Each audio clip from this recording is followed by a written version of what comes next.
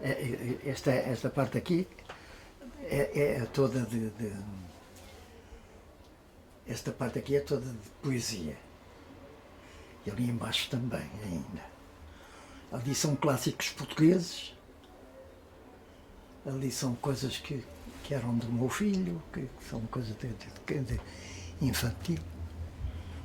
E depois aqui é contos e romances do Gabriel Garcia Marques, de vários autores, não é? Tem um autor de predileção?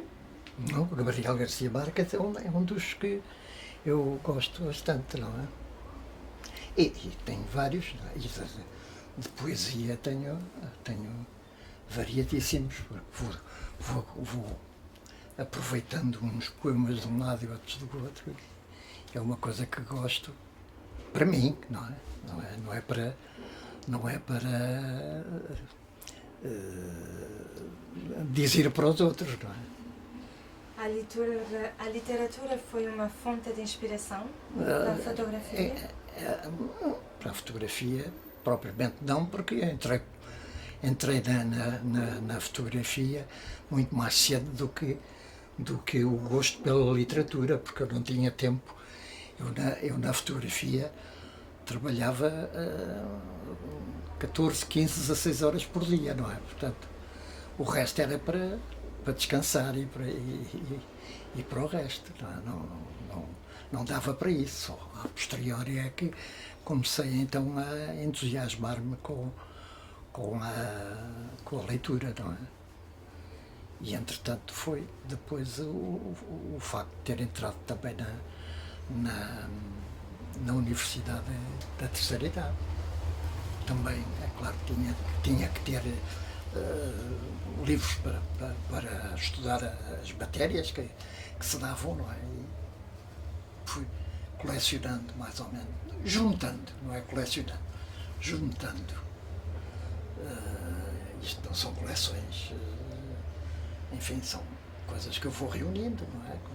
Que eu vou juntando e depois seleciono para ler o que quero, não é? E para as férias também leva alguns livros? Sim, normalmente. Nunca tenho menos de 2, 3 livros. Ainda agora tinha 3. Estes, olha, 1, 2. Eu tinha 3 livros aqui, mas estes 2 pelo menos estavam. Quais são eles? Podemos saber? São livros de. Olha. Este é do Mark Twain. Os melhores contos. Eu gosto muito de estes contos. Eu acho isto. E este foi uma oferta que me deram agora pelos anos. Estava a ler por curiosidade. Porque é escrito por este indivíduo que faz os comentários na televisão, de forma que, por curiosidade, estava a lê-lo. Sim, senhor. Agora, isto é que tem que ser sempre à mão. Não tenho, como não me entendo com os telemóveis e computadores. Olha, o dicionário de língua portuguesa, tudo isto é dicionários. Olha. Que é, olha, outra coleção de dicionários, outra lá no fundo.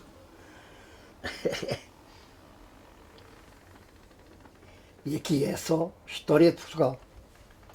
Esta parte aqui. História de Portugal. Como é que definiria... Descobrimentos portugueses, História de Portugal, dos vários autores. Como é que definiria Portugal em relação aos outros países do mundo?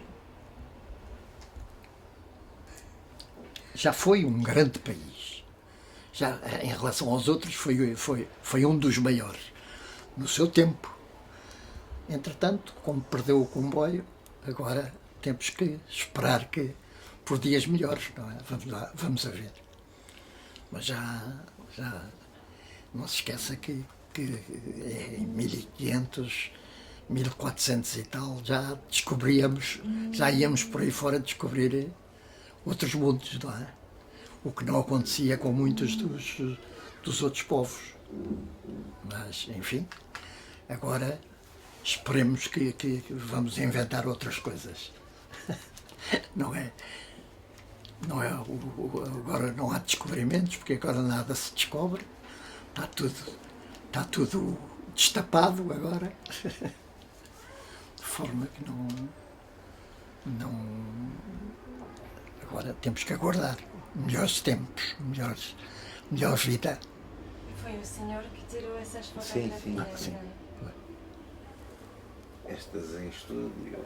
Está a ver os tais. As Aqueles fundos. as aquelas tais coisas. inovações que eu ia fazendo eram estas coisas, estes fundos, já viu? Isto na altura, na parte comercial, era estes fundos os vários tipos de fundo que se faziam, quer dizer, que eu comecei a fazer e depois acabei por passar também a outros colegas, não é? Eles copiavam a senhora, as suas ideias, não é? Pois, então, estas coisas são para partilhar também, não são só para nós termos a ideia e ficar com elas cá dentro, não é? Mas a mais que eu era, como lhe disse, era dirigente associativo e não me ficava bem esconder as coisas em relação aos outros colegas, não é? De forma que a gente, quando tinha qualquer coisa para participar uns aos outros, para não é ensinar propriamente, mas era, enfim, para elucidar, íamos partilhando, não é? Sim, senhor. Hoje em dia está muito mais acessível, não é? No digital. Sim, então, Uma o pessoa digital. faz alguma Claro. coisa e já partilha e está... E depois o próprio computador se encarrega de fazer as tais coisas que a gente fazia de cabeça sem ser ao computador, não é? Por exemplo, quando se falou sobre aquela questão dos jornais e das reportagens que se faziam, em que antigamente se tiravam as fotografias, depois tinha que se vir revelar os rolos, depois fazer as fotografias e tudo isso. Hoje em dia faz-se uma reportagem num campo de futebol, numa coisa qualquer, editam imediatamente no seu computador e está na redação, logo em segundos, quer dizer, aquilo é imediato, é instantâneo praticamente. Por isso, Daí a rapidez a reportagem já não me diz nada hoje. Completamente A reportagem não me diz nada hoje, porque pronto, não há venha quem vier que diga que é trabalho artístico, é mentira, não é trabalho artístico, porque hoje uma reportagem nunca pode ser um trabalho artístico, uma vez que num casamento se faça 800, 1000, 1200 fotografias, não tem hipótese nenhuma de puxar pela cabeça para fazer um trabalho diferente dos outros, não é? É só estar a disparar e depois aproveitar umas quantas, não é? Acho que há um tema hoje em dia, não sei se vou exprimir bem, é a como é que se diz? imediatização. É imediato. É tudo agora. Isto é um problema fundamental. Agora é assim. E há quem diga que é para ontem, que era para ontem. Sim, é verdade, deveria ter dito isso. Que era para ontem já. E já não temos a mesma disponibilidade não é fácil. mental, estimulação Exatamente, intelectual isso. e criação, não é? É, O processo o espírito criativo cada vez está mais em baixo, não é? Porque, claro, hoje as máquinas fazem tudo e mais alguma coisa. Qualquer tipo de máquina. Eu não me refiro só à máquina fotográfica, qualquer tipo de máquina faz o computador faz tudo, o telemóvel faz tudo. Inteligência artificial, É. não é? É. Ou seja, E hoje, as pessoas não me puxam pela cabeça. por exemplo, a nível de uma reportagem de casamentos e coisas assim, praticamente não há, digamos, a escolha pelo fotógrafo.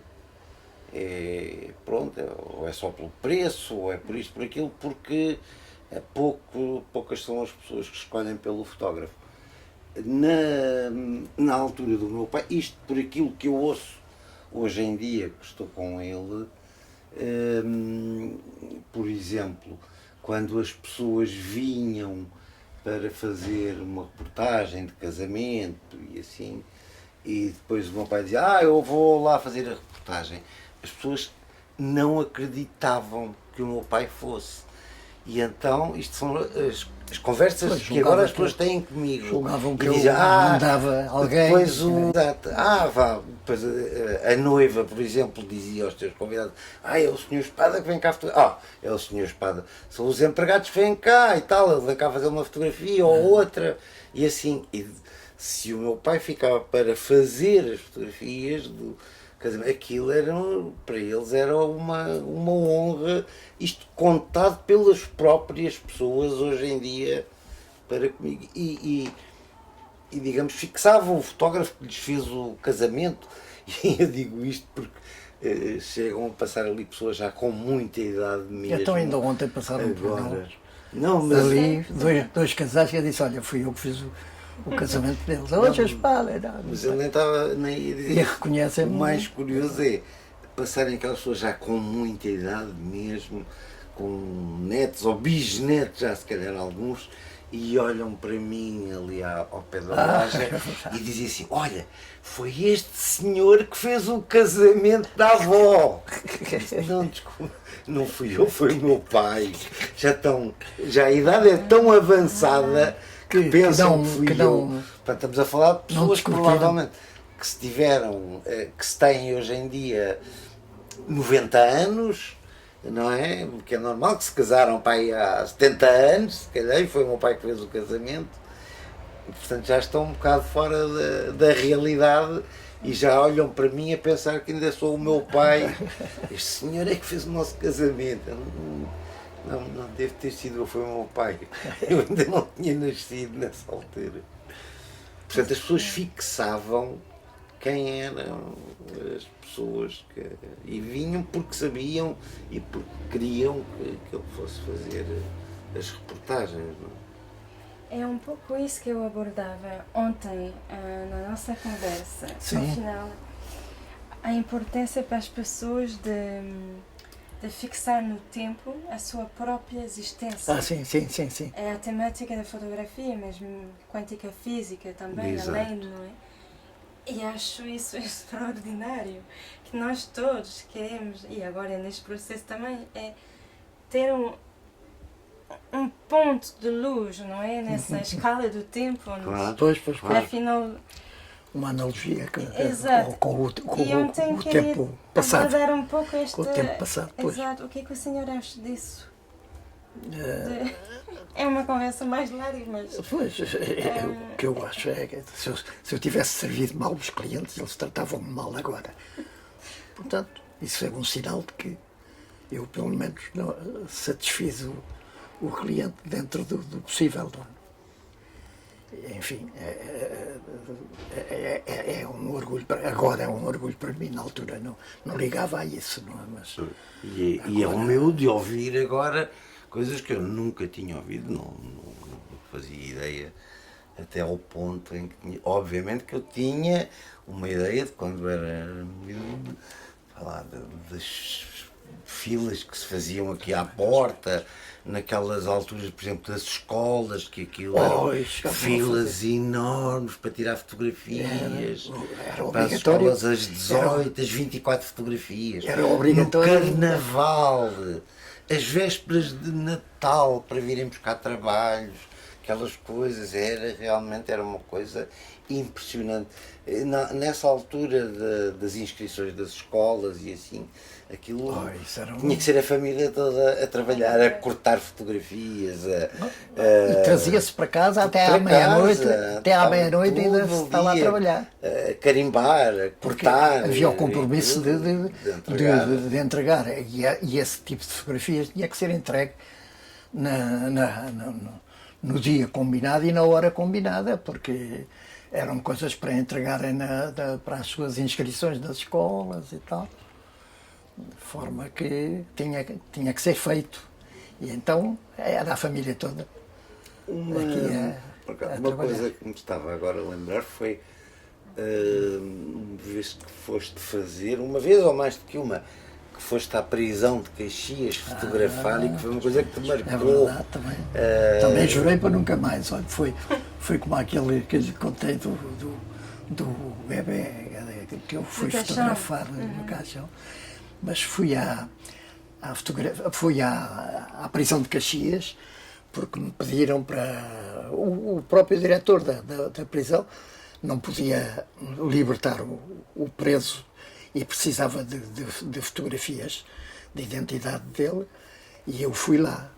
Também chorei para nunca mais. Aquilo, conforme entrava, fechavam-se aquelas grades. Depois entrava no outro corredor, pumba, fechava-se, e ai, que ainda ficou aqui também. Aquilo para mim foi marcante, que sei lá. Quantos anos tinha na altura? Sei lá, 30 anos, 30 e poucos. E foi lá sozinho ou com alguém? Fui sozinho. E como é que se passou o momento da fotografia? Foi mesmo. Sim, com o preso? Sim. Ele sabia que tinha que tirar fotografias, e evidentemente que eu tinha que lhe dizer, volte-se assim e tal, né? Olhe para aqui, olhe para lá e tal, para eu tirar. Claro, tirei-lhe várias para depois eu poder escolher, porque tive sempre medo que aquilo tivesse... Mas repare que estamos a falar de uma prisão específica, não era um preso prisão de Caxias. Prisão de Caxias eram presos políticos. Eram presos políticos, todos eles. Era tudo presos políticos que estavam lá. Que precisava realmente de documentos, e o que eu fui fazer foi aquela fotografia vulgar de documento que fazia aqui no estúdio, não é? Normalmente. Quem chamou o senhor para lá ir? Foi mesmo alguém de lá da prisão, o diretor, ou o subdiretor, ou o indivíduo com certeza responsável por aquilo que era necessário fazer. E eu lá fui. Então estávamos nos anos 1900 e... Sempre com medo daquele se fechar atrás de mim e depois não se abrir quando eu voltasse. Antes do 25 de Abril. Era o respeito. Depois deixou de... Era o respeito por aquelas coisas. Era tudo presos políticos. Para ter a gente que não eram de delito comum, não tinham morto ninguém, não eram assassinos. Eram contra a situação, contra o Salazar, contra o Marcelo Caetano, o Américo Tomás, essas coisas assim, não era? Marcelo Caetano não, que ainda pois, foi não antes. Me lembro se ainda foi no tempo ainda foi antes do Marcelo Caetano. Foi no tempo do Salazar ainda e do Carmona. Do Carmona? Talvez não. Não. Foi. Não, era o Salazar. Não, depois... eu lembro-me disso. Mas eu já não sou do tempo do Carmona, sou do tempo do Américo Tomás, portanto pois, não tenho o Américo Tomás, ideia. É isso, é. Mas, tá bom. Também fotografava muito dos altos estudos militares. Quer-se sentar um pouco, digamos, talvez? É melhor sentar-se, Humberto, vais bem? Humberto, não quer... Espera um bocadinho.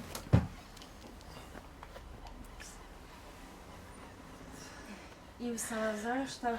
Como é que você chegou a fotografar o Salazar? Um banco de cozinha.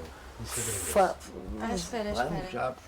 Várias vezes, quando eu fazia deslocações, que eram poucas, relativamente, mas quando fazia deslocações a algum evento que houvesse do Estado, pronto, eu estava lá, tinha que fazer fotografias para o jornal. Não era para ele, não era. Mas Que ele não comprava fotografias. Pois imagina. E houve um diálogo com ele? Não, não. Houve um olhar? Olhar, eu tinha que olhar sempre. Eu olhava sempre para ele. Agora, ele para mim é que julgo que nem sequer me olhava, porque não tinha que olhar, pois claro. Então, ele tinha era que dar fé daquilo de que era incumbido. E eu, a mesma coisa, eu tinha que fazer aquilo de que era incumbido também. Raramente, mas ainda fiz algumas coisas em que ele cerimónias onde ele aparecia, não é? E o Albérico Tomás então foi bastante mais. Foi o Albérico Tomás e depois, a posteriori também, até o Mário Soares. Depois disso já não. Como é que chegaram até si? Como é que as pessoas do governo chegaram até ao senhor para lhes pedir lá fazer as fotografias? Não, mas isso era para a imprensa. Não, eu digo quando foi fotografar o Salazar, não foi? Não, isso era tudo para a imprensa, sempre para a imprensa. A imprensa que enviava, assim. Pois. Eram eventos, estavam marcados, olha, há uma visita do Salazar ao quartel de não sei quantos e tal. E o jornal dizia-me, olha, tens uma visita no quartel. A luz então faz. A luz de fora se não faz diferença. De forma que o jornal marcava. O jornal marcava e então eu tinha que ir, claro. Qualquer. Hoje em dia coisa você desse teria género. o WhatsApp de todos estes senhores. O quê? Hoje em dia você teria, se fosse hoje em dia, não é? Sim. Se transposamos, não é? Você teria o WhatsApp ou o telefone Sim, de todos sim. estes senhores. Seria um mundo completamente diferente. Isso talvez não, porque eles não me davam o telefone. Não era a eles que a fotografia interessava, não era para eles que eu ia trabalhar, era para o jornal. Da forma que isso não acredito assim O muito. Salazar não daria. Não. Porque o Salazar, inclusivamente, tinha uma particularidade. É que às vezes marcavam coisas importantes onde supostamente o Salazar iria e havia o lugar para ele, a cadeira para Sim, ele consta. Sim, e não consta. sei o quê, e ele não aparecia. Eu tenho, por exemplo, uma fotografia da inauguração da ponte Salazar e ponte sobre o Tejo, atual ponte 25 de Abril, em que a cadeira dele está vaga. Eu tenho essa fotografia. Tem, mas não foi feita Tenho, por mas ele, não é que ele ainda não minha. estava cá. Tenho-a. Alguém tirou? Não. Alguém tirou. E, portanto, em que o lugar ficou vago. Porquê? Porque Sim, mas ele tinha. Ele não confirmava normalmente. medo, Tinha essa coisa, não confirmava dos atentados normalmente se aparecia também, ou não. é? Porque não lhe Então convinha, tinha porque medo de que houvesse atentados. E tinha coisas muitos assim, inimigos, não é? Portanto, não ia, às vezes, a algum dos eventos que estavam Você, José, tem memória desses tempos? Não. passam-lhe então nada. fotografias pela mão Sim, que realmente coisas antigas, ou minhas, ou de outros colegas, que ele também gosta de ver e colecionar. Ainda daquelas chapas de vidro como havia antigamente e assim. Pronto, há pessoas hoje em dia que nos pedem. As grandes porque reportagens, nós estamos sem ser já no. Espera, Humberto. muito. A senhora. sem ser... Ó José, não quer sentar ao pé do seu pai, se faz favor. Olha, o começo eu ainda trabalhei com magazins, com máquinas que tinham seis películas, que não eram películas, era vidro, era chapas de vidro, 6 fotografias.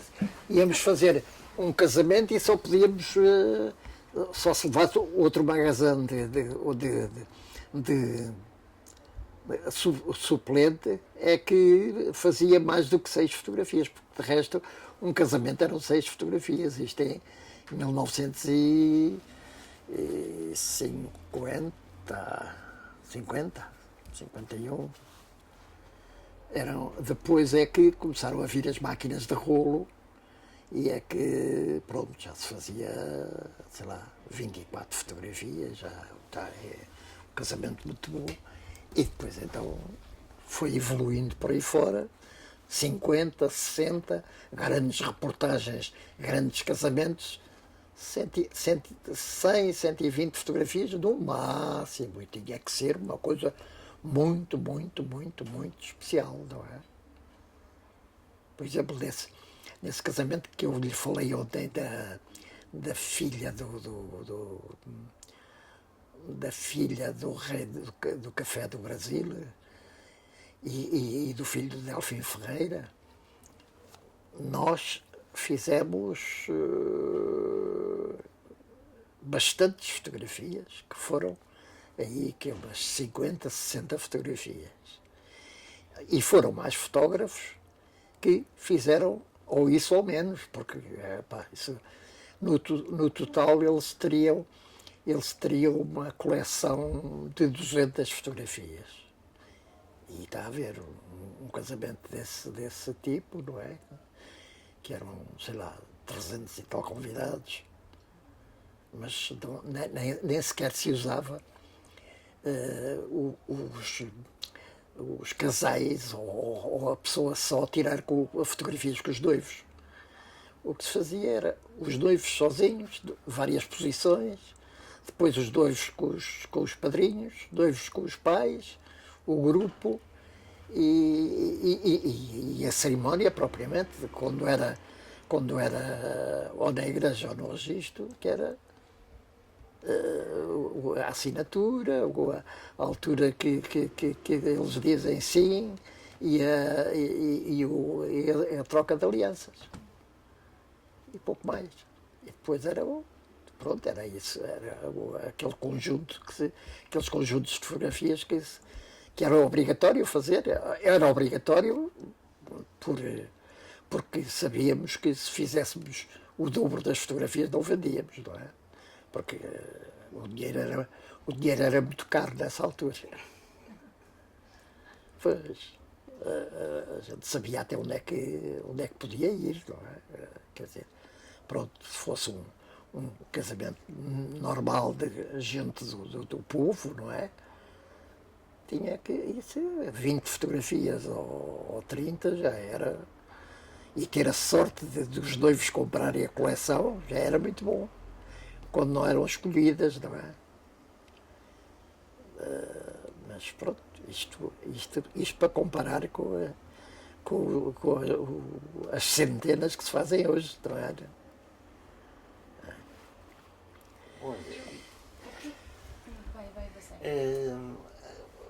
Em tempos falaste-me daquela questão das reportagens que vocês fazias, que quando lá chegavam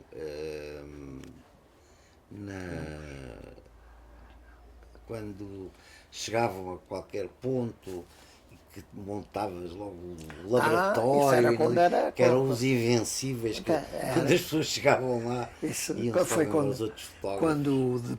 Quando comecei a trabalhar por minha conta com um sócio, pronto, a gente, como éramos rapaziada nova, todos com o sangue na guerra ainda, arrasávamos todos os fotógrafos que apareciam, porque a gente eram os primeiros sempre a apresentar levávamos um laboratório portátil e numa pensão ou na casa do cliente ou coisa assim, arranjávamos uma casa escura, sem luzes e tal, para se montar o laboratório. E então éramos os primeiros sempre a apresentar as provas, não é? Quando havia um evento qualquer, por exemplo, a visita de uma entidade oficial a uma vila ou uma cidade ou coisa assim do género, éramos os primeiros sempre a apresentar as fotografias. E então aquela rapaziada, colegas,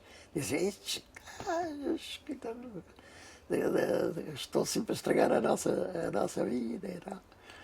Porque, bom, passávamos à frente deles e despachávamos o trabalho sempre, os dois ali, sempre a fazer as provas que se apresentavam ainda molhadas. A fotografia molhada ainda, porque só assim é que molhada escorria, limpa-se só com um pano, não é? Depois mostrava-se assim e vendia-se logo. O que é que queriam? Vendia-se só como, quer dizer, viam a prova e depois, mais tarde, então, mandava-se, depois de feito no nosso laboratório, mandavam-se já as fotografias já terminadas, já como deve ser, não é? Mas as provas eram mostradas assim e passávamos muitas vezes à frente de colegas que, quando chegavam, já a gente tinha meia casa, já dizíamos nós, picada, que era mostrada, já tínhamos mostrado e vendido também os originais. Sim, senhor. Isso trazia-lhe gozo de saber? Não, que não trazia, então, trazia gozo a mim e à nossa algebeira, porque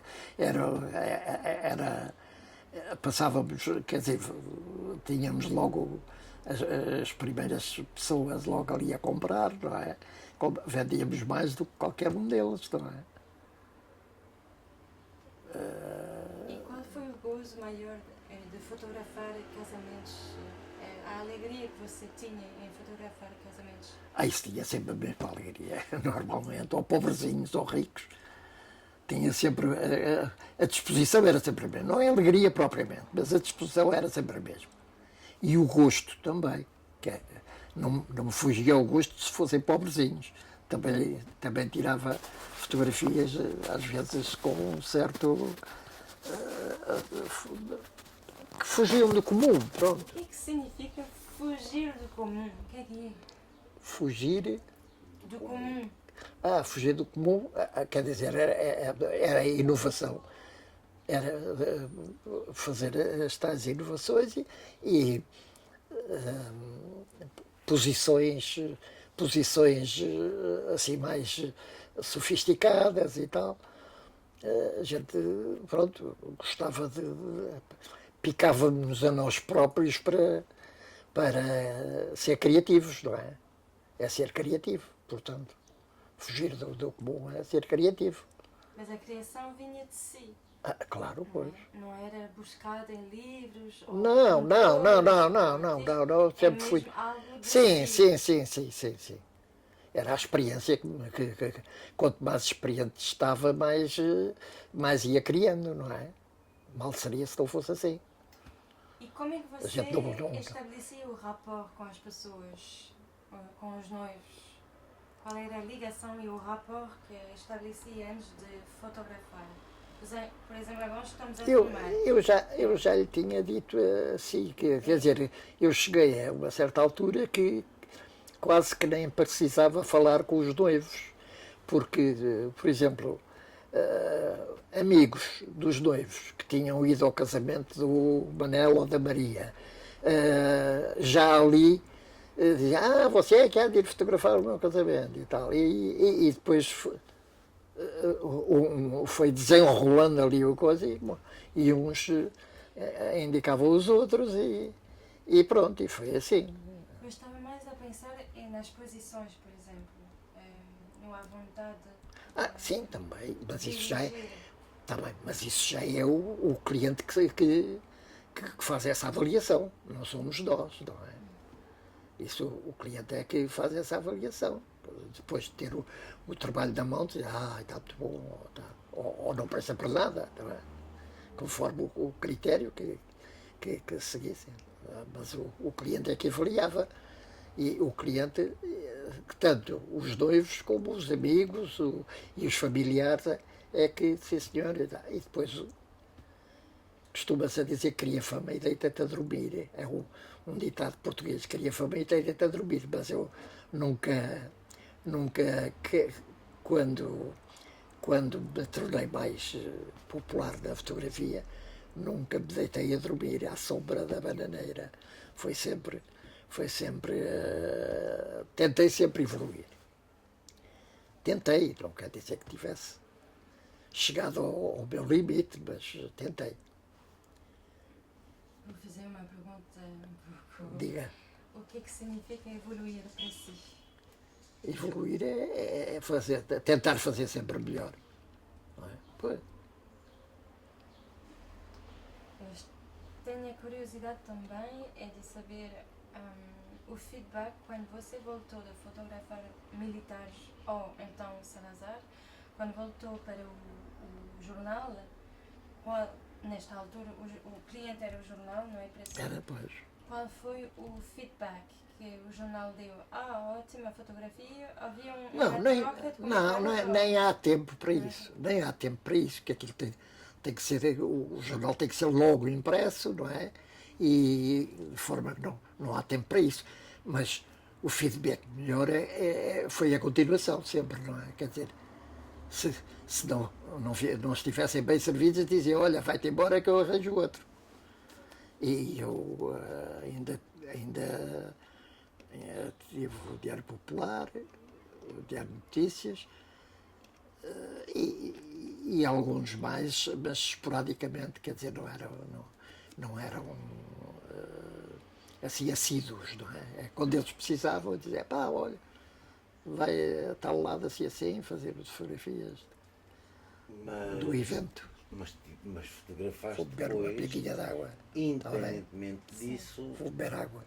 muitos militares, são quase todos os chefes de Estado-Maior, Tinha aqui mas também. aí já diferente, já Porque tinha aqui. em estúdio, Tinha aqui. já vinham eles cá para ser fotografados. Porque eu tinha aqui, tinha e temos os altos estudos militares, que é aqui em Pedroso, aqui a 1 quilómetro e tal, e quando havia eventos lá, qualquer festa, qualquer coisa, chamavam e eu ia lá para fotografar também, e depois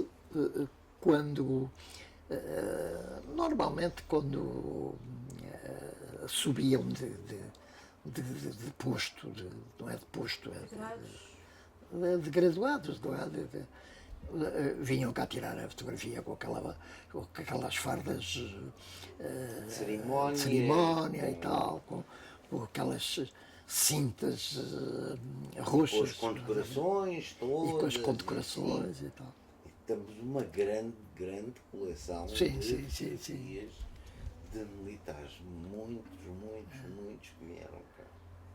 Militares oficiais, altas patentes, oficiais generais, alguns deles, oficiais generais, chefes de Estado-Maior. Houve uma altura que tínhamos lá uma prateleira que era só chefes de Estado-Maior general. Pelo menos mais de meia dúzia de. Uns 10 talvez. E porquê? Porque também houve a fase em que o meu pai fotografava o INEF, que era o Instituto Nacional de Educação Física, também, os esportistas, que era a universidade aqui na Cruz Quebrada, como fotografava o Algésia da Fundo, a Faculdade do Desporto, não é? Como se pôr Algésia da Fundo e assim, mas o INEF também, como o Instituto Espanhol também, e temos muitos clientes espanhóis e e muitas fotografias nossas lá no Instituto Espanhol. Ainda não há muito tempo, o rei veio fazer uma visita cá ao Instituto Espanhol e nós tivemos a recuperar uma fotografia que tinha sido feita e assim, exatamente pronto para ele fazer lá, encerrar lá a fotografia e tal. Sim, senhor. Casa Pia também. A Casa Pia também ia todos os anos, 3 de julho, ia fazer o 3 de julho, que era um desfile também que os alunos faziam sempre. Faziam sempre um desfile ou na Avenida da Liberdade ou aqui em frente dos Jerónimos, conforme as alturas. Isto também em 60 e tal, 70, durante uns 20 anos, pelo menos, fotografei também muita coisa na Casa Pia. A maioria era só homens, não é? A maioria era só homens. Homens, sim, na casa. Sim, pois. Em quase. Hoje em dia tem mais mulheres, imagina que vêm. Em quase todos os coisas. A Casa Pia tinha também raparigas, tinha colégio só de raparigas, que era o Nuno Álvares, que é na Junqueira, mas eram poucas, não é? E os rapazes é que eram em grande quantidade, que é a Casa Pia é pegada mesmo aos Jerónimos, não sei se conhece a parte de cima dos Jerónimos, tudo aquilo é da Casa Pia. E eu também fazia lá muita coisa, não é? Lá, o diretor lá me chamava para ir tirar as aulas e aos trabalhos artesanais, porque a Casa Pia era uma escola de artífices e tinham várias profissões que não havia noutros lados. E então, quer dizer, periodicamente a gente fotografava as aulas e os trabalhos que eles faziam, não é? Tinha, por exemplo, uma disciplina que era ourivesaria, que na altura até aquilo foi evoluindo de tal maneira que até relógios, aqueles relógios de sal e não sei quando, que já não havia pessoas já de certa idade que faziam aquilo, vinham ali para a Casa Pia, ali é que eram reparados pelos alunos. É claro que tinham os seus monitores, não é? Os alunos tinham os professores, como é normal, e isso era feito com a supervisão dos monitores. Mas também fiz durante muitos anos qualquer evento que houvesse lá na Casa Pia, também me chamavam para ir fazer. Tantas coisas, lembrei-me assim de repente também da pesca, da escola de pesca também.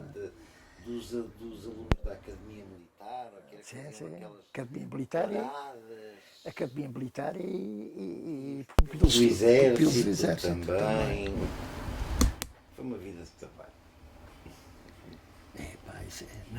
Não havia horários para almoços, nem para jantares, nem para fins de ano. 17, nem para fins de ano. Durante uns 20 anos? Telefone, durante uns 20 anos. Passávamos a meia-noite ao telefone. O meu pai ligava à meia-noite para casa porque estava a trabalhar no espelho d'água, geralmente durante fazia um espelho d'água ou no outro lado qualquer, mas fazia muito. Eu tinha o exclusivo do espelho d'água, sabe? O espelho d'água é aquele pavilhão bastante grande que estava integrado da exposição do mundo português e que existe ainda, que é um grande restaurante aqui em frente dos Jerónimos, um bocadinho mais adiante, que é até assim no Tem meio de um uns lago. espelhos de água, uns lagos de água. Mesmo, Durante. sim, mesmo ao lado da torre de Belém. Por acaso é muito. Do padrão.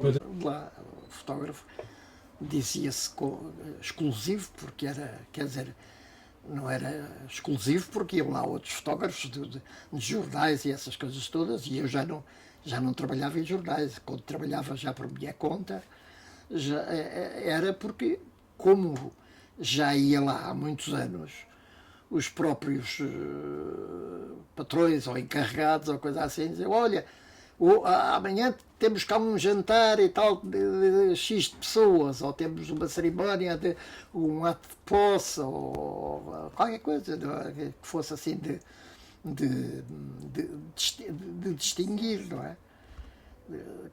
Que eles viam que valia a pena tirar fotografia, e lá ia eu tirar as fotografias. Para, enfim, ou para firmas, ou para entidades, ou coisa assim.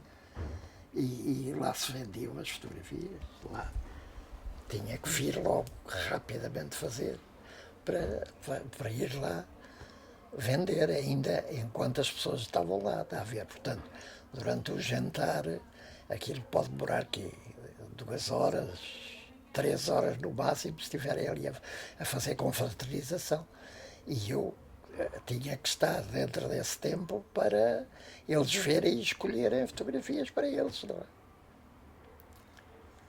E é assim.